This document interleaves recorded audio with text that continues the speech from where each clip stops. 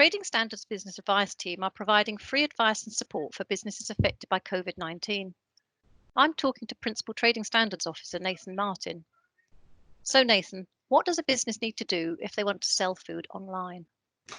Hi Jill. So I'll start off with the first thing that most people running a food business are going to think of, and that's food information.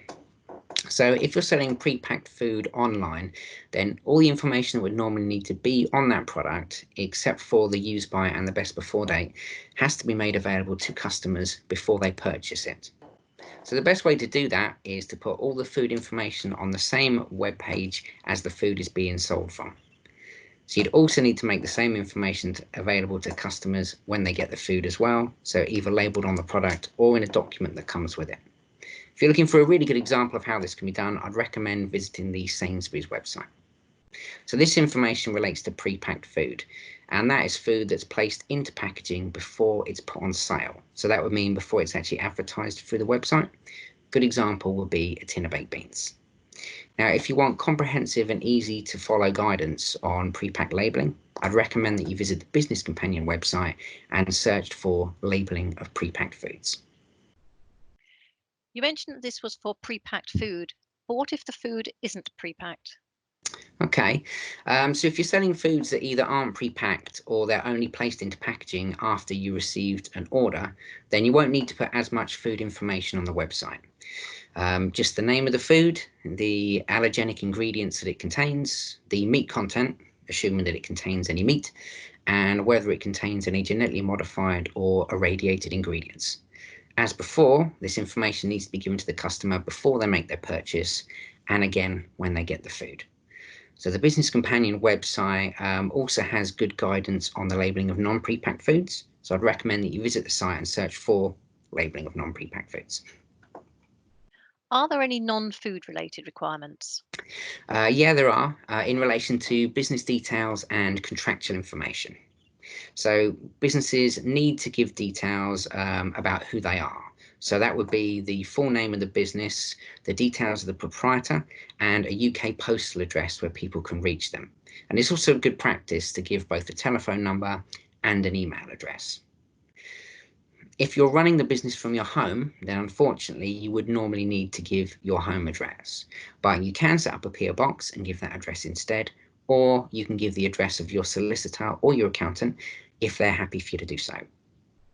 If you're running a limited company, then you need to give the full name of the limited company number, and the registered office address. If you're VAT registered, then you need to give your VAT number as well. And what about the contractual information?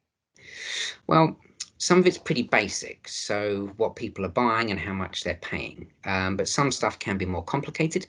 For example, you need to tell people about any additional charges they might incur, such as a processing fee, how much they're going to pay in postage, or if it isn't a flat fee, how you calculate what they pay, and whether they need to pay for their return postage, that sort of thing.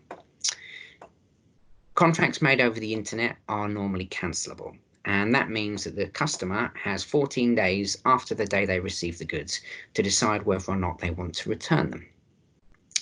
Now, that doesn't normally apply to food because food is highly perishable, it goes off. But if you're selling stable ambient goods with a long shelf life, such as tin goods or bags of flour, then those contracts would be cancelable. And where you have a cancelable contract, you need to tell people about their right to cancel and give them instructions on how they can cancel if they want to. Again, all that information has to be available to them before they enter into a contract. And are there any restrictions on when a customer can cancel? Well, not really. If the contract is cancelable, then the customer can choose to cancel for any reason within the cancellation period, and you're not allowed to refuse. So to be clear, the goods do not have to be faulty for them to cancel. Now, if the customer chooses to cancel, then they're entitled to a full refund, and that includes the cost of the original postage and the cost of the return postage, unless you've said in your pre-contract information that they are going to have to pay for return postage. However, if they return the goods and they're in a damaged condition or they're less than perfect, then you can reduce the amount that you refund by an appropriate amount to take account of that. And is there anything else people should know? Yeah, there's a couple of bits. So you need to make it clear when someone is making a purchase that they're committing to paying for the goods. So for example, when you get to the final button in the sequence, it should be marked up with something like pay now. And of course, you should try and deliver the goods without undue delay, and in any case, within 30 days of the order being placed. If you are worried your website might not be up to scratch, then the business advice team does offer a web check service where we'll go through your website, tell you what might not be up to scratch, and explain how you can fix it. And of course, if you do require any advice, please feel free to get in touch with the business advice services team. Thank you, Nathan. No problem. Details on how to contact Trading Standards and links to the guidance that Nathan mentioned are listed below.